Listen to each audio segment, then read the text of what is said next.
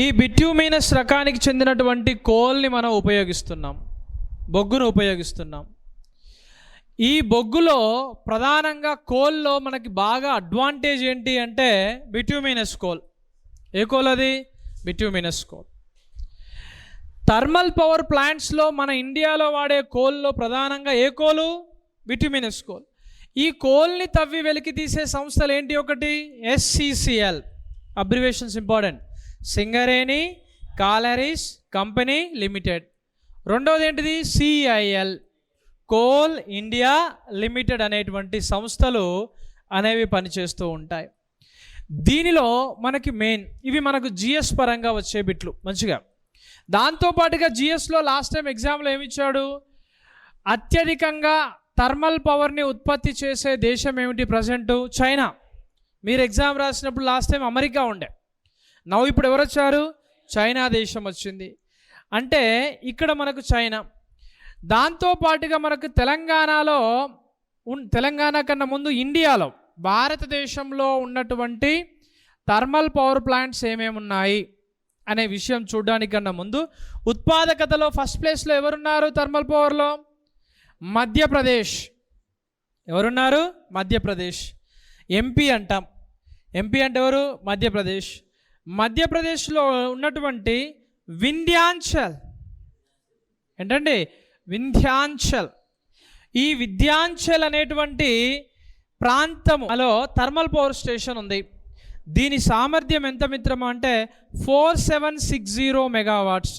ఈ ఒక్క దెబ్బకి అది ఎక్కడుంది? టాప్లో ఉంది. ఏది? ఇది మన భారతదేశంలో లార్జెస్ట్ థర్మల్ పవర్ ప్లాంట్గా పిలుస్తారు. ఇంతకుముందు మహారాష్ట్రలోని చంద్రాపూర్ అనే ప్రాంతంలో ఉండే. చంద్రాపూర్ మీ బుక్లో సబ్జెక్టు కరెక్షన్, సబ్జెక్ట్లో లేటెస్ట్గా మొన్న ప్రధాని ఓపెన్ చేశాక. వింధ్యాంచల్ భారతదేశంలో ప్రస్తుతం లార్జెస్ట్ ఏంటిది? వింధ్యాంచల్ అనే ప్రాంతము. ఈ వింధ్యాంచల్ అనేది 4760 మెగావాట్లతో లార్జెస్ట్ థర్మల్ పవర్ స్టేషన్గా గుర్తింపు పొందింది. దీని తర్వాత స్థానంలో ఎవరున్నారు మనకు? ఇక్కడ మహారాష్ట్రనా గుజరాతా? గుజరాత్ తర్వాత స్థానంలో ఎవరున్నారు? మహారాష్ట్ర. అవునా కదా? మహారాష్ట్ర తర్వాత ఎవరున్నారు? UP. రాసింది చదవడానికి ఏమవుతుంది? UP తర్వాత స్థానంలో ఎవరున్నారు? ఒడిస్సా అనద్దు, ఒడిస్సా. ఈ ఒడిస్సా ఉంది. 6వ స్థానంలో ఎవరున్నారు? TG, తెలంగాణ. అంటే ఇక్కడ మన బేసికల్ క్వశ్చన్ ఏంటిది? థర్మల్ పవర్ ప్లాంట్లో తెలంగాణ అనేది ఉత్పాదక పరంగా ఎన్నవ స్థానంలో ఉంది అని అడుగుతాడు. ఎన్నవ స్థానం ఇది? 6వ స్థానంలో ఉన్నాం. ఫస్ట్ ప్లేస్లో ఎవరున్నారు? మధ్యప్రదేశ్ ఉంది. 2వ ప్లేస్లో ఎవరున్నారు? గుజరాత్. 3వ ప్లేస్లో ఎవరున్నారు? మహారాష్ట్ర. 4వ ప్లేస్లో ఎవరున్నారు? UP. 5వ ప్లేస్లో ఎవరున్నారు? ఒడిస్సా. 6లో ఎవరున్నారు? తెలంగాణ. ఇది ఒకటి అయిపోయింది. సార్ బాగానే ఉంది. ఓవరాల్ పవర్ పరంగా, పవర్ జనరేషన్ పరంగా ఇది కేవలం థర్మల్ పవరే. మరి థర్మల్ అంటే ఎవరు? బొగ్గు ద్వారా ఉత్పత్తి అయ్యే విద్యుత్ పరంగా ఓవరాల్గా మొత్తం పవర్ పరంగా ఫస్ట్ ప్లేస్లో ఉన్నది ఎవరు? గుజరాత్ ఎంత? 62 గిగావాట్స్ సామర్థ్యంతో ఉంది. 2వ స్థానంలో ఎవరున్నారు? మహారాష్ట్ర, 52 గిగావాట్స్తో ఉంది. 3వ స్థానంలో ఎవరున్నారు? రాజస్థాన్ అనేది 51 గిగావాట్స్ స్థానంలో ఉంది. అంటే ఓవరాల్గా మనం చూస్తే పవర్ జనరేషన్ పరంగా మనం చూస్తే మనకు ఫస్ట్ ప్లేస్లో ఎవరున్నారు? గుజరాత్, మహారాష్ట్ర, రాజస్థాన్ లాంటి ప్రాంతాలు ఉన్నాయి కదా. ఓవరాల్గా క్వశ్చన్ మరి ఇచ్చేటప్పుడు కన్ఫ్యూజ్ అవ్వద్దు. మనకి ఇవి 15 మార్కుల GS రిలేటెడ్ బిట్స్ అంటాం వీటిని. ఓకే, వీటిలో గుజరాత్ ఓవరాల్ పవరంగా 62 గిగావాట్లతో ఫస్ట్ ప్లేస్లో ఉంది. ఓన్లీ థర్మల్ పవర్ పరంగా ఫస్ట్ ప్లేస్లో ఉంది ఎవరు? మధ్యప్రదేశ్లో ఉన్నటువంటి లార్జెస్ట్ థర్మల్ పవర్ ప్లాంట్ ఏంటిది? వింధ్యాంచల్. ఏంటండి? వింధ్యాంచల్ అనేది. ఇది గుర్తుపెట్టుకోండి. నెక్స్ట్ దీంతో పాటుగా మన తెలంగాణకు వద్దాం. ఒకప్పుడు TS అని రాసేది, ఇప్పుడు ఏం రాస్తున్నాం? TG. ఈ పేర్లు మార్చుడు, విగ్రహాలు మార్చుడు తప్ప మన జీవితాలు ఎప్పుడు మారుతాయో వాళ్ళకు కూడా తెలియదు, వాళ్ళ జీవితాలు ఎప్పుడు మారుతాయో వాళ్ళకు కూడా తెలియదు. ఇది TG చరిత్ర చూద్దాం ఒకసారి. తెలంగాణ అనేది మనము ఎన్నవ స్థానంలో ఉన్నాము? 6వ స్థానంలో ఉన్నాం. ఈ తెలంగాణలో మొట్టమొదటి థర్మల్ పవర్ ప్లాంట్ని 1921లో ఏర్పాటు చేశారు. 1921.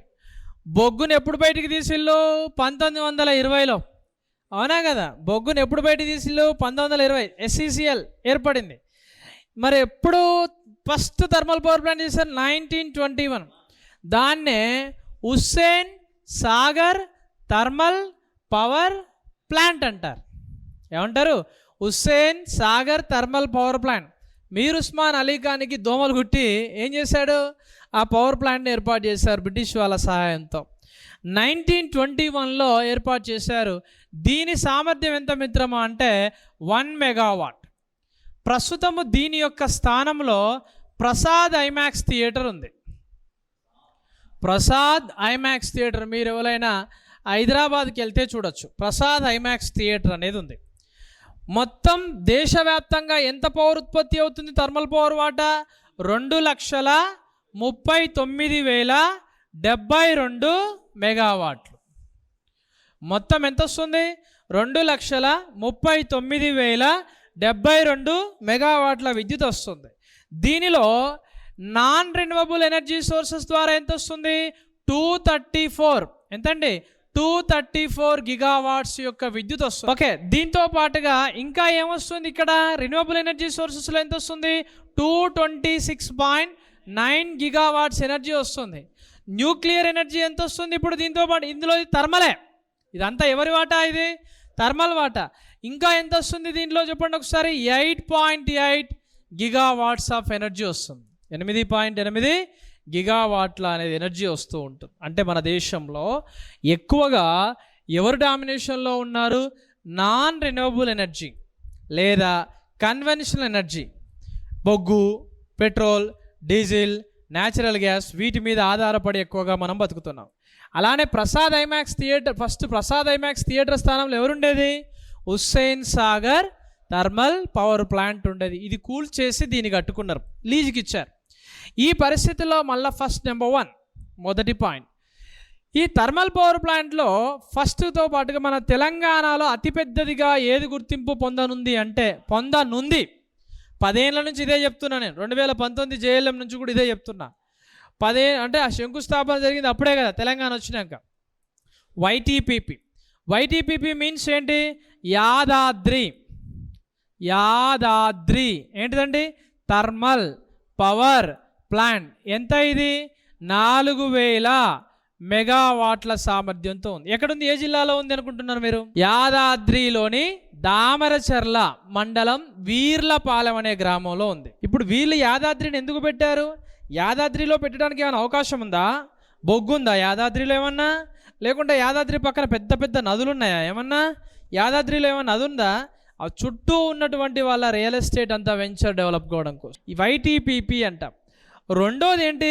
KTPP, Kakatiya thermal power plant, Jayashankar Bhupalpally జిల్లాలో ఉంది. దీని సామర్థ్యం ఎంత మిత్రమా అంటే 1,100 మెగావాట్ల సామర్థ్యం. మూడవది KTPS, Kothagudem thermal power station. దీని సామర్థ్యము 1,080 మెగావాట్లు. అక్కడే ఉంది భద్రాద్రి థర్మల్ పవర్ ప్లాంట్ అని ఉంది.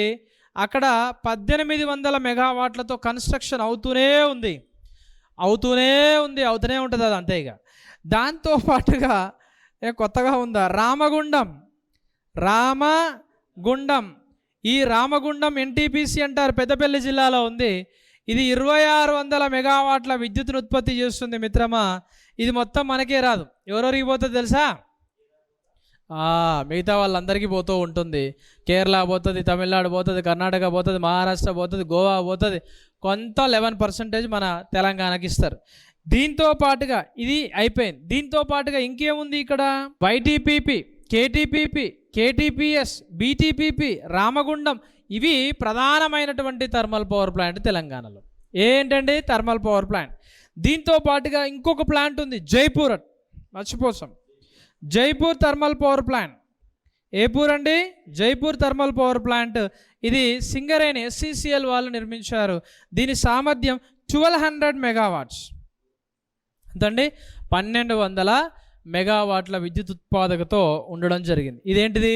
Thermal power plant. దేశంలో అత్యధికంగా ఉత్పత్తి చేసేది ఏమిటి? మధ్యప్రదేశ్. మొత్తం పవర్ పరంగా ఫస్ట్ ఏంటిది? గుజరాత్.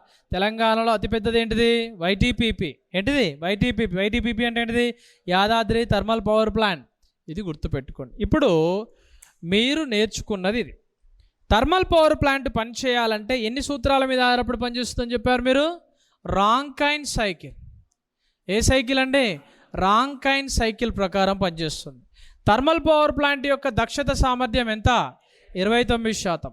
థర్మల్ పవర్ ప్లాంట్లో ఏమేమి మనకు పనిచేస్తాయి? ఒకటి కండెన్సర్. కండెన్సర్లో ఏం జరుగుతుంది? హీట్ రిజెక్షన్ ప్రాసెస్ ద్వారా ఎంత శాతం ఉష్ణాన్ని కోల్పోవడం జరుగుతుంది? 54% ఉష్ణాన్ని కోల్పోవడం జరుగుతుంది. కండెన్సర్ యొక్క పని ఏమిటి? నీటి ఆవిరిని నీరుగా మార్చడం. నీటి ఆవిరిని నీరుగా మార్చడం. ఆల్టర్నేటర్ ద్వారా ఎంత పరిమాణంలో హీట్ రిజెక్షన్ జరుగుతుంది? 1% అనేది లాస్ జరుగుతుంది. బాయిలర్లో ఎంత జరుగుతుంది? బాయిలర్లో ఎంత? 16%. ఓవరాల్గా ఎంత? 71%. 100 నుంచి తీసేస్తే ఎంత వచ్చింది నీకు? 29. అంటే ఎఫిషియన్సీ ఎంత? 29% వరకు ఉంటుంది. 29% వరకు ఉంటుంది. ఒక చెవిలు వేసి పెట్టండి. మోడర్న్ థర్మల్ పవర్ ప్లాంట్స్ యొక్క ఎఫిషియన్సీ 35 నుండి 40% ఉంటుందట. 35 నుంచి 40% వరకు ఉంటుంది. ఎందులో ఇది? మోడర్న్ థర్మల్ పవర్ ప్లాంట్స్ యొక్క ముఖ్యమైనటువంటి అంశం.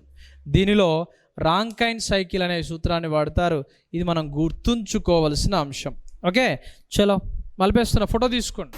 ఇప్పుడు ఇంపార్టెంట్ అంశాలు చూద్దాం ఒక్కసారి. చూసి దేంట్లోకి వెళ్దాం? హైడ్రో పవర్ ప్లాంట్కి వెళ్దాం. ఓకే, ఫస్ట్ వన్ బొగ్గు. అంతేనా?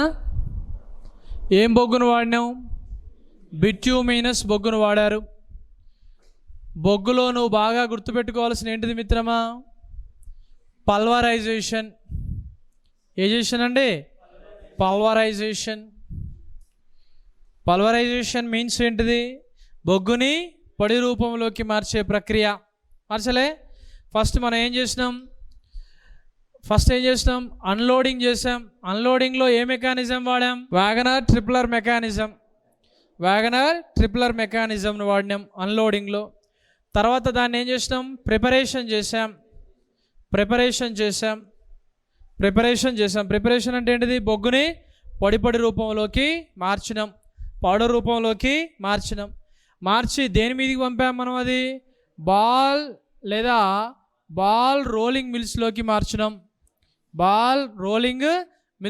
మార్చినాం. అప్పుడు బొగ్గు అనేది ఏమైంది? ప్యూర్ అయిపోయింది. బొగ్గులో ఉన్నటువంటి గ్యాసెస్ని తీసేయాలంటే మళ్ళీ ఏం చేసినాం? దానిలో ఒక థర్మల్ ప్రాసెస్ చేసినాం. ఏ ప్రాసెస్ చేసాం మిత్రమా? ఒక థర్మల్ ప్రాసెస్ చేసినాం. ఇది బొగ్గు చరిత్ర. బొగ్గు నుంచి మళ్ళీ ఏం చేసినాం? యాష్ కాడికి వచ్చినాం. ఏడికి వచ్చాము? యాష్ దగ్గరికి వచ్చాం. యాష్ యొక్క ప్రత్యేకత చెప్పండి. ఇక్కడ యాష్లో ఎన్ని రకాల ప్రక్రియలు ఉన్నాయి? 1, 2 రకాల యాష్లా, 3 రకాల యాష్లా? మొత్తము యాష్లు. ఒక యాష్ మండించినప్పుడు దాంతోపాటుగా ఏమొచ్చింది? ఒక ఫ్లూ గ్యాస్ వచ్చింది. ఫ్లూ గ్యాస్లో మేజర్ ప్రియారిటీ ఎవరిది? నైట్రోజన్. 67 to 78%. 72%. దాంతోపాటుగా స్టీమ్ అంటే ఎవరు? ఆవిరి. స్టీమ్ అంటే వేడి ఉంటుందా? ఉండదు? అందులో ఉంటుంది. దానికి సంబంధించి ఏమొస్తుంది? ఇక్కడ నీకు ఎంత పర్సెంటేజ్ వచ్చింది? 18 to 20%. 18 నుంచి 20% వచ్చింది. దాంతోపాటుగా ఇంకేమొచ్చింది ఇక్కడ నీకు? Carbon dioxide. 8% నుంచి ఎంత రాయాలి? 10%. ఆక్సిజన్ యొక్క లెవెల్స్ 2% నుంచి 3%. అందుకే ఈ రెండిట్లలో కలిపి రాసాం అప్పుడు. ఇది ఈ యొక్క ప్రక్రియ. ఫ్లూ గ్యాస్ మెకానిజం ఎక్కడెక్కడ జరుగుతుంది? ఫ్లూ గ్యాస్ అనేది ఫర్నెస్ నుంచి, బాయిలర్ నుంచి బయటికి రాగానే సూపర్ హీటర్లకు పోతుంది కదా? సూపర్ హీటర్ల నుంచి ఏడికి వస్తుంది? ఎకనామైజర్కి వస్తుంది. ఎకనామైజర్ నుంచి ఏడికి వస్తుంది? Air pre heaters. దేనికి వస్తుందండి? ఎయిర్ ప్రీ హీటర్స్కి వస్తుంది.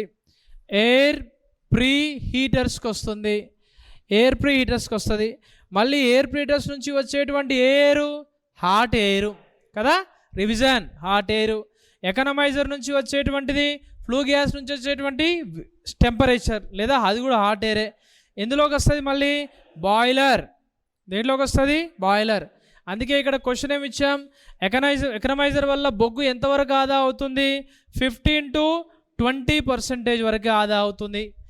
బాయిలర్ యొక్క దక్షతను పెంచే పరికరం ఏమని పిలుస్తారు? ఎకనమైజర్ అంటారు. థర్మల్ పవర్ ప్లాంట్లో బాయిలర్ యొక్క సామర్థ్యాన్ని పెంచేది ఎవరు? ఎకనమైజర్. ఎకనమైజర్ నుంచి ఎడిగిపోతుంది గ్యాసు? ఎయిర్ ప్రీ హీటర్స్కి వస్తుంది. ఎయిర్ ప్రీ హీటర్స్ నుంచి ఎందులోకి వస్తుంది? బాయిలర్కి వస్తుంది. ఈ ఎయిర్ ప్రీ హీటర్స్లో ఉన్నటువంటి డస్ట్ని, హాట్ ఎయిర్ని సపరేట్ చేసే భాగం ఏంటిది? FD fan, forced draft fan అని పిలుస్తారు. ఇది కొంచెం హై ప్రెషర్ని క్రియేట్ చేస్తుంది. దీని నుంచి వచ్చినటువంటి ఎయిర్ అనేది ఈ డస్ట్ పార్టికల్స్ ఏడికి వస్తాయి? ఈఎస్పికి వస్తాయి. ఈఎస్పి అంటే ఎవరు? ఎలక్ట్రోస్టాటిక్ ప్రెసిపిటేటర్. ఇది ఎలా ఉంటుంది? ఈ విధమైనటువంటి 2 ఎలక్ట్రోడ్స్ను కలిగి ఉంటుంది, అదే కదా. ఇటొక ఎలక్ట్రోడ్ని కలిగి ఉంటుంది. ఈ 2 ఎలక్ట్రోడ్స్ మధ్య లోపల ఉండేటువంటి పవర్ ఎంత ఉండాలి? 30 kV DC వోల్టేజ్ని అందించాలి, HVDC వోల్టేజ్ని అందించాలి. అప్పుడు ఏమవుతుంది? దీనిలో ఉన్నటువంటి పార్టికల్స్ అన్నీ కూడా ఏమవుతాయి? కిందికి హూపర్స్ ద్వారా బయటికి రావడం జరుగుతూ ఉంటుంది. దానిలో ఉన్నటువంటి టెంపరేచర్ ఎంత క్రియేట్ చేయాలి? 100 degrees Celsius. అందులో ఉన్న పాయిజన్ గ్యాసెస్ అన్నీ కూడా ఏమవుతాయి? ఎవల్యూటెడ్ అవుతాయి, అంటే నిర్వీర్యం అవుతాయి. ఆ నిర్వీర్యం అయిన తర్వాత ఈఎస్పి నుంచి దేనికి వస్తుంది? ఐడి ఫ్యాన్కి వస్తుంది. ఐడి ఫ్యాన్ నుంచి దేనికి వస్తుంది? చిమ్నీకి వస్తుంది. చిమ్నీ. దీన్ని ఏమంటాం మనం? న్యాచురల్ డ్రాఫ్ట్ అంటాం. ఏమంటాం దీన్ని? న్యాచురల్ డ్రాఫ్ట్ అని కూడా పిలుస్తాం. న్యాచురల్. ఇవేమో ఫోర్సబుల్ అంటూ పిలుస్తారు. ఈ న్యాచురల్ డ్రాఫ్ట్ యొక్క సామర్థ్యం ఎంత? 1%. ఎంత? ఇది 1%, 1%. ఈఎస్పి యొక్క సామర్థ్యం ఎంత? 92% నుండి 99.9%. సుమారుగా యావరేజ్గా రాయాలంటే ఎంత రాయాలి? 96 నుంచి 99.9% అని రాయొచ్చు. ఈఎస్పి అంటే ఎవరు?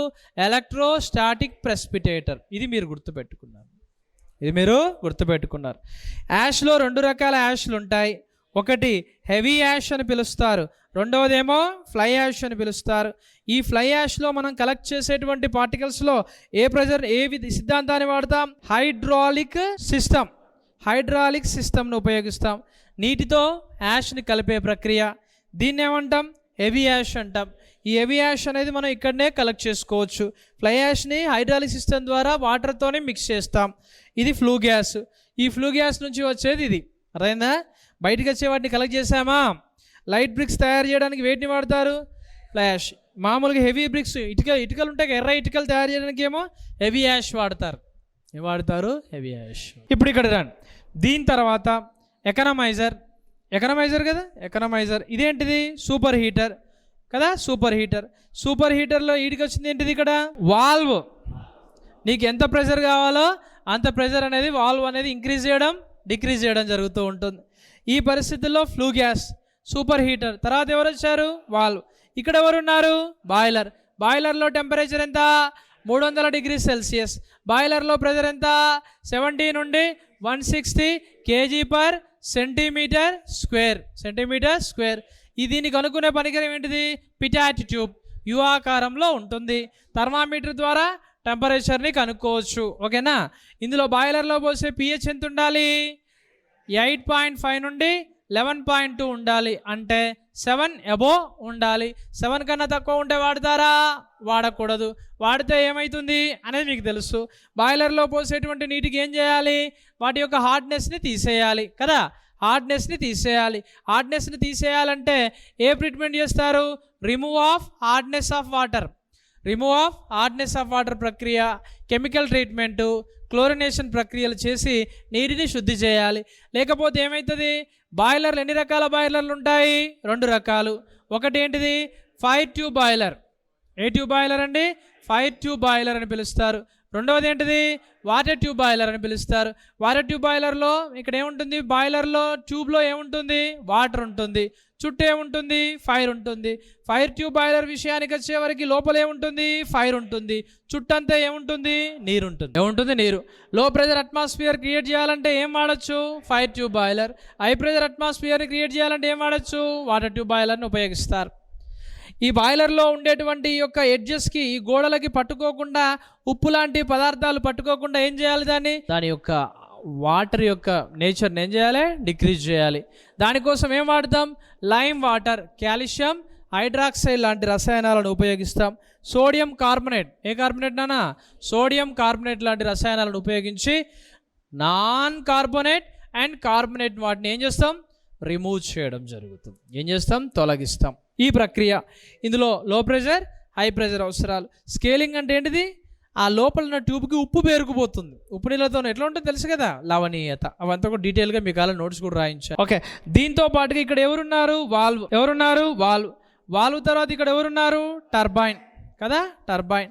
టర్బైన్లో ఎన్ని రకాల టర్బైన్స్ ఉంటాయి మిత్రమా? 2 రకాలు. ఒకటేంటిది? లో ప్రెషర్ టర్బైన్. రెండవది ఏంటిది? High pressure turbine. Low pressure turbine అవసరాలకు ఏం వాడతారు? ఇంపల్స్. ఏం వాడతారు? ఇంపల్స్. ఇంపల్స్లో ఎగ్జాంపుల్ ఏంటిది? Pelton wheel. ఏ వీల్ అండి? పెల్టాన్ వీల్ వాడతారు. దీనిలో ఏంటండి? Reaction turbine. లో ప్రెషర్కి ఎవరు? Reaction turbine. దీని రెండింటిని కలిపి వాడతారు కాబట్టి దీన్ని ఏమంటాం? కాంబినేషన్. ఏమంటారు నాన్న? కాంబినేషన్ టర్బైన్ అని పిలుస్తారు. కాంబినేషన్ టర్బైన్ వల్ల మనకి ఏం జరుగుతుంది? లో ప్రెషర్ వద్ద, హై ప్రెషర్ వద్ద టర్బైన్ టైర్ అనేది రొటేట్ అవుతూ ఉంటుంది. దీనికి ఆనుకొని ఎవరు ఉంటారు? ఇక్కడ ఆల్టర్నేటర్ ఉంటుంది. ఆల్టర్నేటర్లో ఏ రకమైన ఆల్టర్నేటర్ వాడతారు? రోటర్ ఎలా ఉండాలి? సిలిండరికల్ అనండి. సిలిండరికల్ లేదా నాన్ సేలియంట్ పోల్ వాడతారు. ఎంత దీని స్పీడు? 3000 RPM స్పీడ్తో ఉపయోగిస్తారు. ఎంత స్పీడ్ అండి? 3000 RPMతో వాడతారు.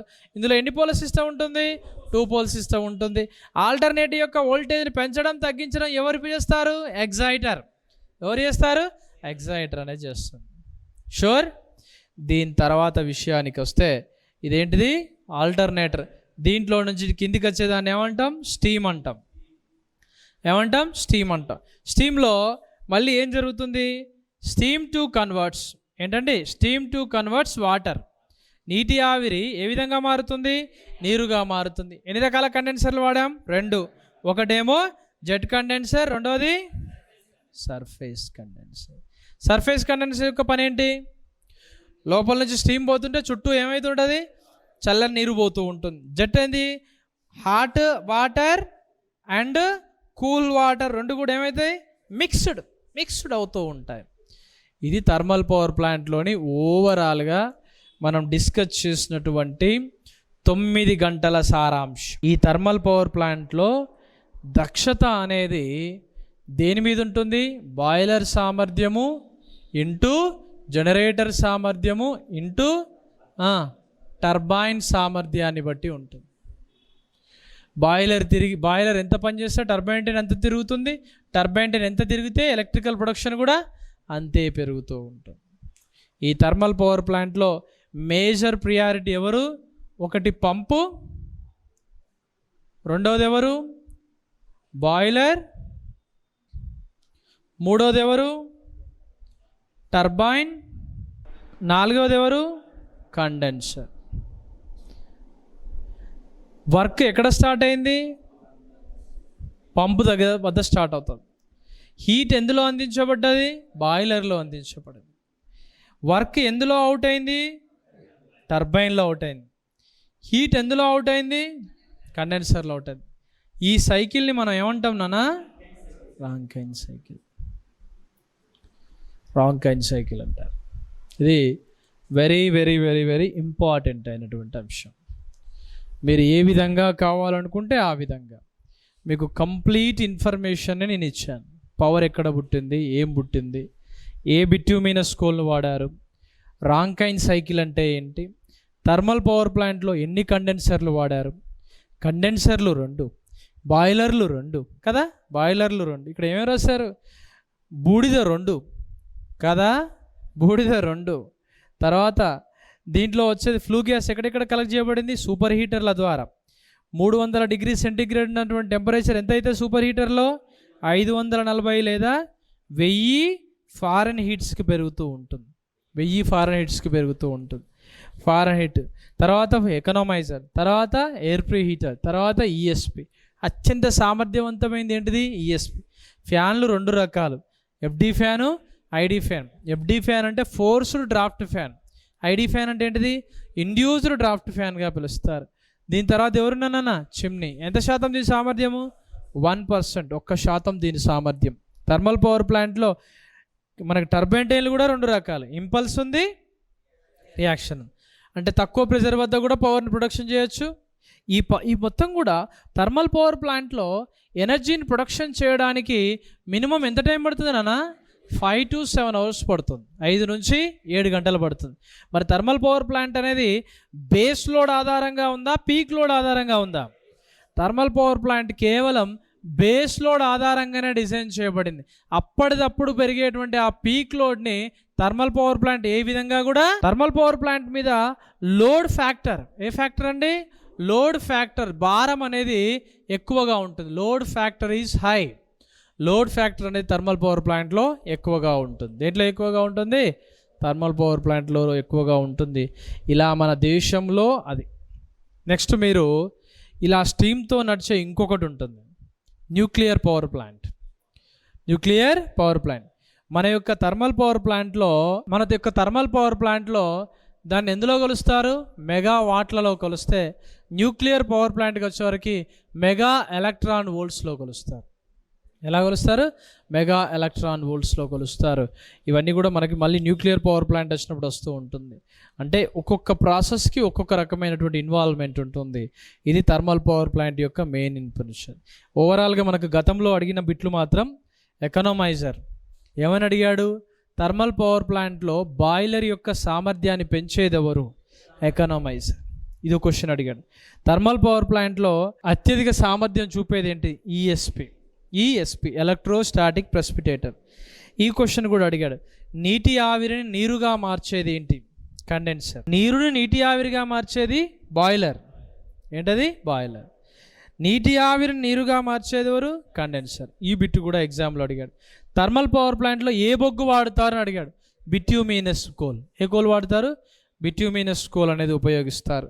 ఇది గుర్తుపెట్టుకోండి. Flue gas. ఏ గ్యాస్ ఇది? Flue gas. 2 సార్లు మాత్రం ఇది వచ్చింది. ఫ్లూ గ్యాస్ ఎక్కడ పుట్టింది? ఫర్నెస్ బాయిలర్ దగ్గరనే పుట్టింది. ఈ ఫ్లూ గ్యాస్ వల్ల టెంపరేచర్ 300 కాస్త ఎంతకైంది? సూపర్ హీటర్ల ద్వారా 540 డిగ్రీ సెంటిగ్రేడ్కి అయింది. అంటే టెంపరేచర్ పెంచిందా తగ్గించిందా? ఫ్లూ గ్యాస్లో ఎక్కువ శాతంలో ఉండే వాయువు ఏంటిది? నైట్రోజన్. ఏంటది? నైట్రోజన్. ఇక్కడ చూడండి, ఎంత వోల్టేజ్ని అప్లై చేయాలి? 30 kV HVDC వోల్టేజ్ని అప్లై చేయాలి. హై వోల్టేజ్ DC కరెంట్ని ఎక్కడ అందిస్తాం మనం? ESPలో అందిస్తాం. దీని ద్వారా ఏమవుతుంది? అందులో ఏర్పడ్డ పొల్యూషన్స్ అన్నీ కూడా బయటికి రాకుండా అక్కడిదక్కడనే నిర్వీర్యం అవుతాయి. ఇది గుర్తుపెట్టుకోండి. చలో రైట్.